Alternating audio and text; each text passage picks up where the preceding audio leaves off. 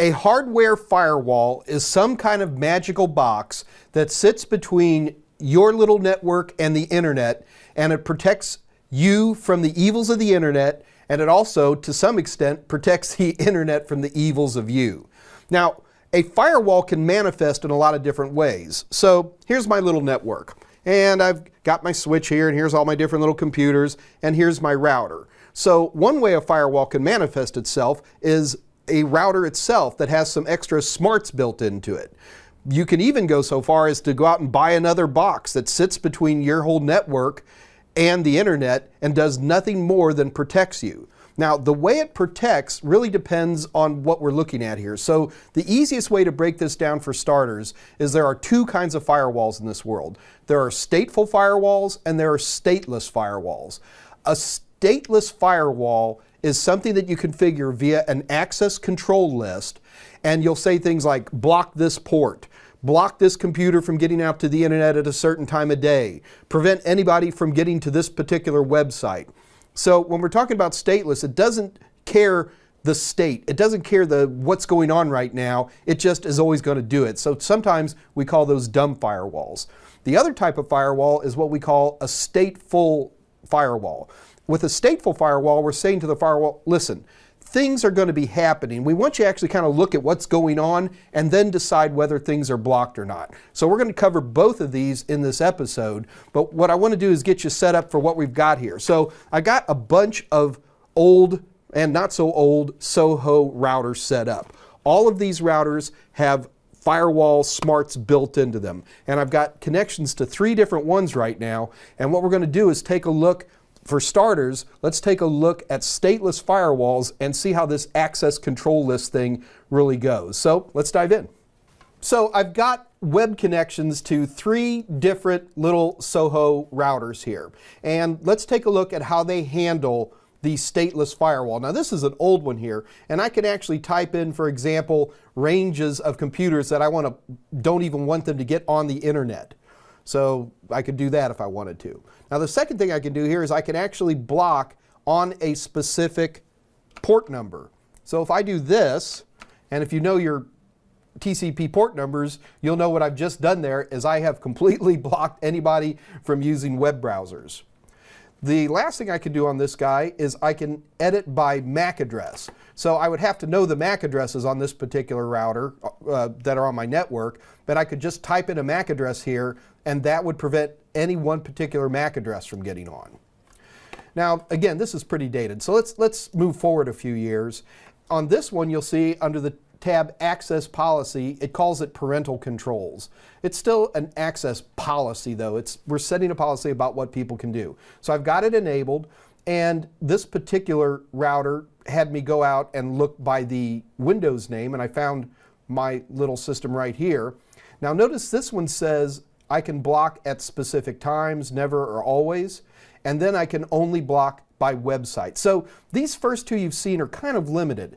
So the third one I want to show you, this is the famous DD-WRT firmware, and I've actually taken an older router and I've updated it with this much more powerful firmware. So in this particular case, you can see I can actually set up a policy, and I'm going to call it no BitTorrent, because I got a problem with BitTorrent people. Now if I wanted to, I could edit the list of clients. I can edit by MAC address. I can edit individual IP addresses, even ranges. Let me close that for right now because I don't want to do that. I can set up whether I'm just denying access at all or whether I'm filtering. So in this case, I'm going to filter. So I'm going to filter at all times people from accessing BitTorrent. Although if I wanted to, you can see I could easily change that. So this has services. I hope BitTorrent is it. There it is. Great. So I can select BitTorrent, and then people are blocked out. Also, if we scroll down a little bit more, I can block by web pages. I can even block by keywords. So you've seen 3 examples of stateless firewalls on 3 different Soho routers. Now, I got to warn you about this. The A+ uses the term access control list, but if you just saw on these three examples, did we even, yeah, I think one of them actually said access control list.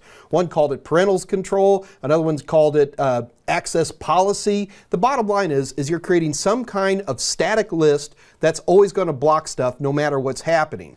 Now, stateless access controls like these are fine, but they're not very flexible. They don't really adjust for what's happening out there in the real world. So while we certainly use these, we almost always will also use a stateful firewall as well. Remember, a stateful firewall will change with the times in essence and allows us a little bit more flexibility. It won't just block on a port, it'll block on actions that are taking place. So let's do this one more time, except this time, let's take a look at stateful. Now I had to poke around on these different little boxes to find where to turn on the stateful firewall. But on this particular one, what I'm looking for is SPI. Do you see that right there?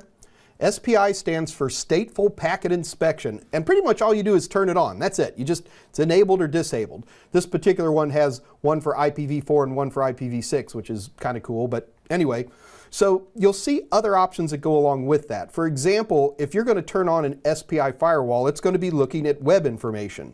So you can say, well, block cookies or ActiveX controls or Java or even block proxy information. I could really mess with somebody's web browsing experience by clicking on some of these.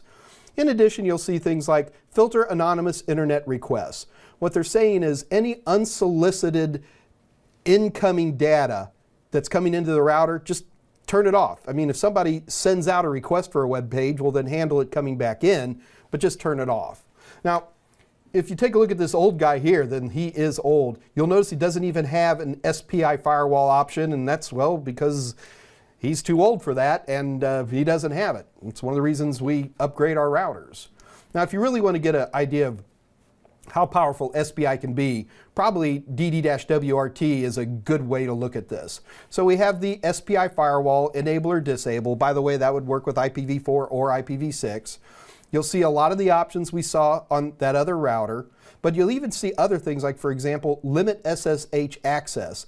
What that's going to do is prevent people from trying to do SSH into our router to do anything that could be particularly naughty and evil. The bottom line is that when you're working with a hardware firewall device, usually going to be your little Soho router, you're going to use both a stateful and a stateless firewall. The stateful firewall is nice because it's pretty much automated. You turn the thing on and it pretty much just takes care of all kinds of stuff that you don't even see what it's doing. But you need the stateless too. For example, I have a problem with people using BitTorrent in my network, and if I want to block BitTorrent, I'm going to use my stateless firewall to turn that stuff off. Now the A+, I don't think really talks that much about stateful versus stateless. They're going to be asking things like, can you block a particular MAC address from getting on the internet, or how can you turn on an ACL to stop a particular port? So it tends to keep it simpler than that. If you really want to get into firewalls, again, check out my Network Plus videos, but make sure you're comfortable with the idea of a hardware firewall being some box that protects you from the internet and, from some extent, the internet from you.